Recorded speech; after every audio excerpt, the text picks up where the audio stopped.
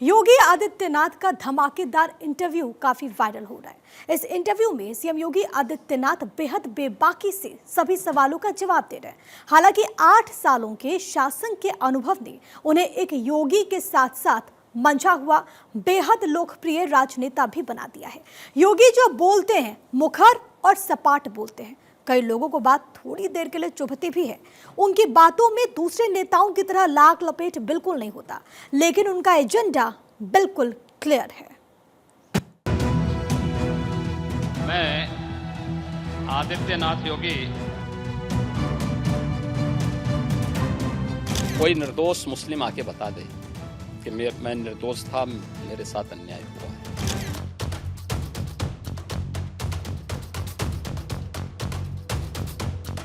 जो औरंगजेब को, बाबर को अपना आदर्श मानता होगा, तो उन जैसे गुण भी उनके अंदर देखने को मिलेंगे और ये आचरण लोगों ने अपनी आंखों से देखा भी है और आगे भी देखेंगे।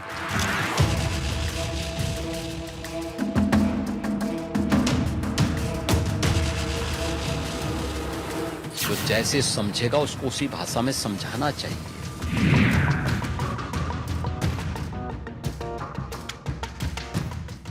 अगर किसी ने सरकारी संपत्ति पे कब्जा किया है तो उसके लिए क्या करूं? आरती लेके जाऊं, थाली सजाऊं उनकी?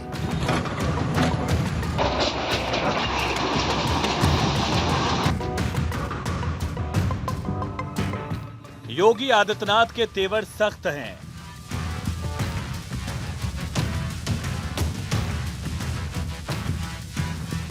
राष्ट्रीय राजनीति पर भी वो स्पष्ट बयान दे रहे हैं। मथुरा मुसलमान राष्ट्रीय अस्मिता के मुद्दे पर सियासी लुकाछिपी की खेल से तर वो सीधी बात कर रहे हैं।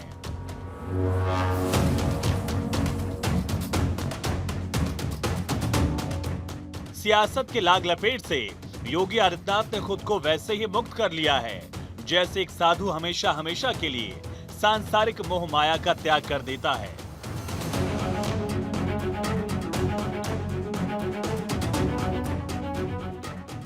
उसके लिए अगर सबसे ज्यादा कुछ जरूरी है तो वो है जनता, उसका दुख दर्द और कुछ नहीं।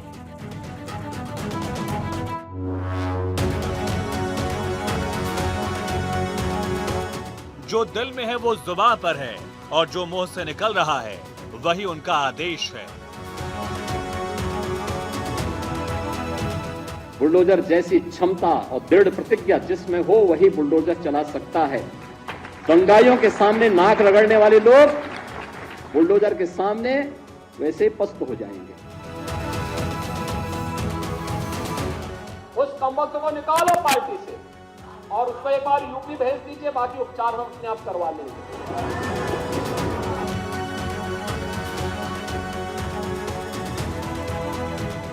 मुख्यमंत्री अब जो बोलते हैं उसमें 8 साल के सत्ता का उनका अनुभव तो होता ही है, साथ ही समाज की सेवा में बीते उनके पुराने दिन भी झलकते हैं।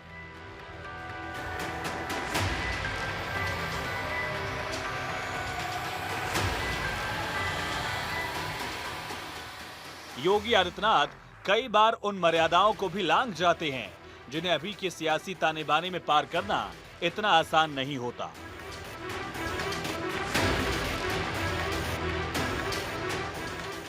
पिछले दिनों उनकी बुलडोजर को लेकर कही गई बात हो या संभल पर दो टूक जवाब, सब उनके लिए क्लियर कॉन्सेप्ट को सामने लेकर आती है, यानी सीधी बात, नो बकवास। मथुरा की बात क्यों नहीं उठानी? मथुरा श्री कृष्ण की जन्मभूमि नहीं है क्या? पर वो तो अब कोर्ट में है ना। कोई कोर्ट का ही आदेश पालन कर रहे हैं ना, तो अब तक तो वहां बहुत कुछ हो गया होता है। आखिर क्यों योगी आदित्यनाथ संवेदनशील मुद्दे पर भी बेबाक नजर आते हैं? समाजवादी पार्टी को इसका जवाब देना चाहिए। एक तरफ आप कुंभ को कोसते रहे और दूसरी तरफ औरंगजेब जैसे दुष्ट निर्ममता के साथ रौंदने का कार्य करने वाले व्यक्ति को महिमामंडन करते हो। आखिर कौन सी नस ऐसी आपकी दबी हुई है कि आप लोग अपने उस व्यक्ति पर, उस विधायक पर नियंत्रण नहीं कर पा रहे हैं? इतने मुखर योगी आदित्यनाथ आखिर क्या संदेश देना चाहते हैं? आखिर उनके मन में चल क्या रहा है? मैं एक सामान्य नागरिक हूँ, उत्तर प्रदेश का एक नागरिक हूँ और एक नागरिक में एक योगी हूँ जो सबके सुख और सबके निरोगता की कामना करता है, सबका साथ और सबके विकास के मंत्र पर विश्वास करता है। सनातन हिंदुत्व को लेकर उनके मन में दूर दूर तक कोई शंका है ही नहीं। सनातन धर्म की ताकत ही हमारी आस्था है। दुनिया के पास किसी भी अन्य देश में, किसी भी अन्य जाति मत या मजहब के पास नहीं, जितनी समृद्ध परंपरा सनातन धर्म के पास है।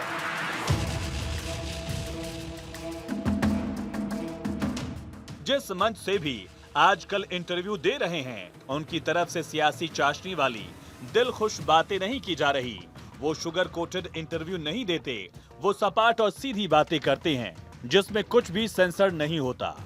जो स्वयं न्याय को, कानून को अपने हाथों में लेते हैं, तो बहुत बार कानून के दायरे में रहकर के उनको सबक भी सिखाया जाता है। जो जैसे समझेगा उसको उसी भाषा में समझाना चाहिए। वो जो कैमरे के आगे हैं, वो कैमरे के पीछे भी हैं। चाहे उनके चाहने वालों को बुरा लगे या उनसे नफरत करने वालों को भला लगे, इन बातों से योगी की किंगशिप थ्योरी पर कोई प्रभाव नहीं पड़ता।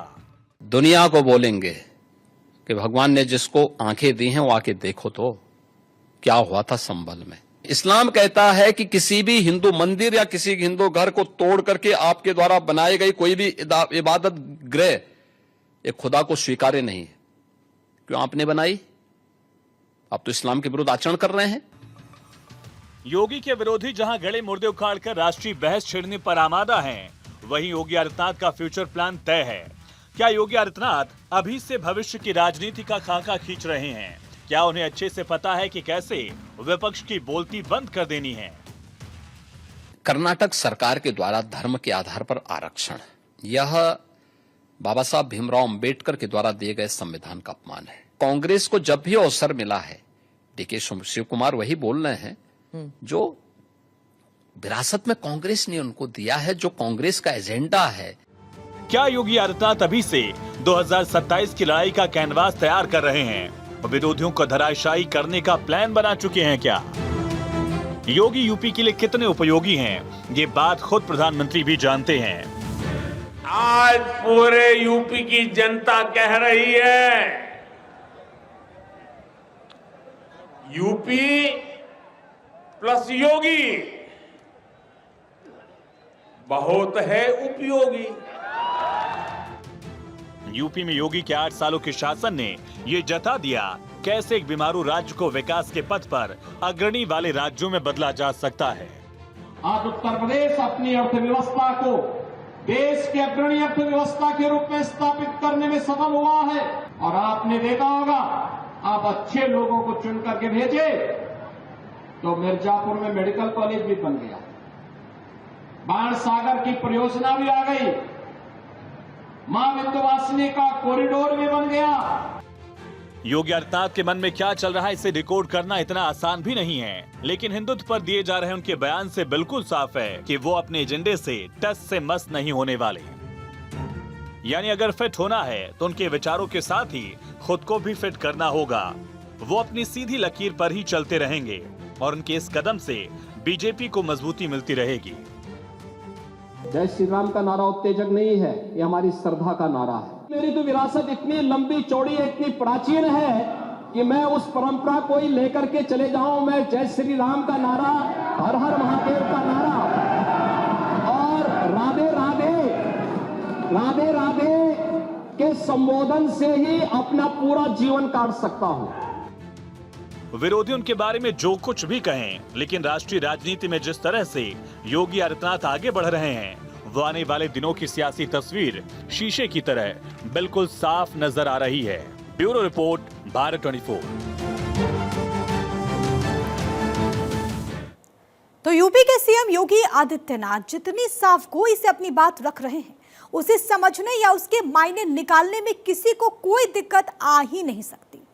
आज न्यूज एजेंसी पीटीआई से भी योगी आदित्यनाथ ने विस्तार से बातचीत की।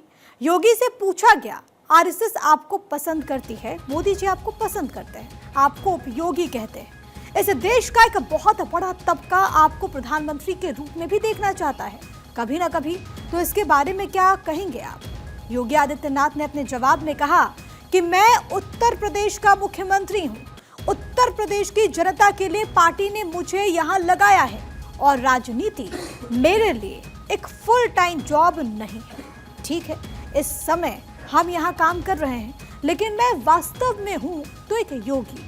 उसके कुछ पॉइंट्स आपके सामने रख रहे हैं। स्टेटमेंट्स वाले इन पॉइंट से आप समझ जाएंगे कि शासन को बेहतर तरीके से चलाने के लिए योगी आदित्यनाथ की ऊर्जा कहां से आती है। आखिर क्यों उनके लिए देश प्रथम है, क्यों योगी के सामने योगी के तेवर और संकेत क्या।